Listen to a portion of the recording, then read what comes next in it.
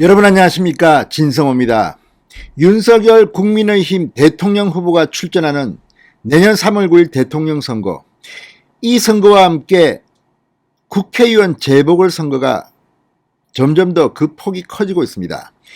지금 대구에도 중남구에 급매물이 나왔다, 이런 말이 나오고 있다고 합니다. 바로 곽상도 의원의 사퇴안이 국회 본회의에서 가결되면서 이제 대구에도 국회의원 배지가 하나 남아 있습니다.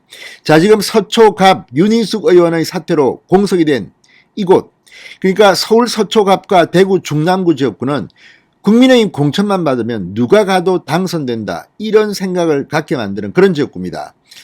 자, 여기에 이낙연 전 대표가 사퇴한 서울 종로구가 있습니다. 정치 1번지라는 타이틀, 이 지역의 국회의원을 지낸 사람 중에서는 대통령이 많이 남았습니다. 이명박, 노무현, 아무튼 이걸 보면 지금 국민의힘은 대통령 선거만큼이나 국회의원 재보궐선거에 누가 나갈 것인가, 누가 공천을 받을 것인가가 지금 초미의 관심사로 떠오르고 있습니다. 여기에 경기도 안성, 자, 김학용 전 의원이 권토 중내 칼을 갈고 있고, 이 충청북도에도 정우택 의원이 출격을 준비하고 있습니다. 굉장히 선거판이 커지고 있습니다. 이 선거 지역이 더 늘어날 가능성도 없지 않습니다. 자, 그래서 지금 국민의힘 내부는 이 공천을 두고 상당히 많은 인물들이 자천타천으로 거론되고 있습니다. 누굴까요? 진성호의 직설 시작합니다. 방송에 앞서 아직 진성호 방송의 구독자가 아니신 분은 붉은색 구독 버튼 눌러주십시오. 더 좋은 방송으로 보답하겠습니다. 자, 새로 나온 텃밭 급매물, 대구 중남구 지역입니다. 곽상도 의원의 지역구입니다. 자, 이 서초갑 대구 중남구는 공천 이꼬르 당선이라는 그런 그럴 겁니다. 아마 그렇기 때문에 지금 굉장히 많은 후보군들이 거론되고 있습니다. 자, 지금 대구 중남구 주로 TK 출신 전직 의원, 이 지역에 출마 경험이 있는 인사를 중심으로 여러 명이 거론되고 있습니다. 국민의힘 내부에서는 김재원 최고위원의 출마설이 계속 나오고 있습니다. 여기에 이인선 전 경북 경제부지사, 이진숙 전 대전 MBC 사장 등이 거론되고 있다고 합니다. 자, 김재원 전 최고위원 원래 지역구는 경북 군위 의성 청송입니다. 그런데 지난 4.15 총선에서는 이 TK에서 그만큼 했으면 됐다, 험지로 가라 그래가지고 서울 중랑을에 도전했다가 이 공천을 받지 못했습니다. 경선에서 패배했습니다. 윤상일 후보에게 패배했습니다. 이후 지난 전당대회에서 최고위원으로 화려하게 컴백했습니다. 상당히 방송 출연을 많이 하면서 인지도가 높아졌습니다. 자, 여기에 이인선 전 경북 경제부지사, 과거 대구 중남구에 출마했다가 당 사정으로 지역구를 옮겨서 쓴잔을 마신 기억이 있습니다. 이진숙 전 사장은 일찌감치 대구에서 정치 뜻을 굽히고 지역 활동을 하고 있다고 합니다.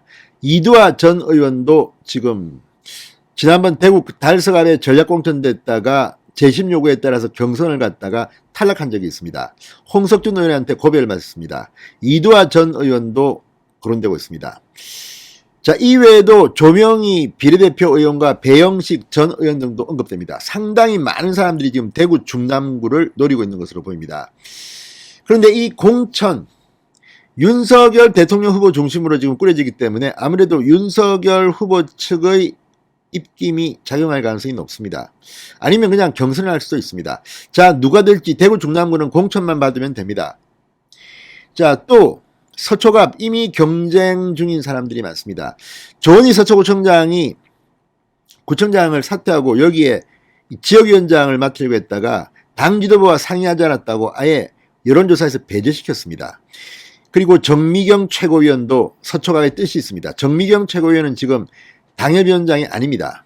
그런데 의외로 인천의 당협위원장을 맡고 있던 전희경 전 의원, 김기현 원내대표의 비서실장입니다. 당 지도부와 상의를 했나 봅니다.